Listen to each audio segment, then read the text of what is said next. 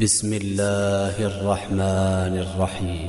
يسبح لله ما في السماوات وما في الأرض الملك القدوس العزيز الحكيم. هو الذي بعث في الأميين رسولا منهم يتلو عليهم آياته ويزكيهم ويعلمهم الكتاب والحكمة وإن كانوا من قبل لفي ضلال مبين. وآخرين منهم لما يلحقوا بهم وهو العزيز الحكيم. ذلك فضل الله يؤتيه من يشاء والله ذو الفضل العظيم. مثل الذين حملوا التوراة ثم لم يحملوها كمثل الحمار يحمل أسفارا بئس مثل القوم الذين كذبوا بآيات الله والله لا يهدي القوم الظالمين. قل يا أيها الذين هادوا إن زعمتم أنكم أولياء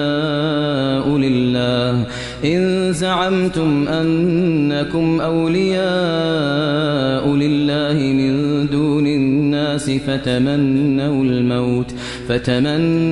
الموت إن كنتم صادقين ولا يتمنونه أبدا بما قدمت أيديهم والله عليم بالظالمين. قل إن الموت الذي تفرون منه فإنه ملاقيكم ثم تردون إلى عالم الغيب والشهادة فينبئكم بما كنتم تعملون. يا أيها الذين آمنوا إذا نودي للصلاة من يوم الجمعة فاسعوا إلى ذكر الله وذروا البيع ذلكم خير لكم إن كنتم تعلمون.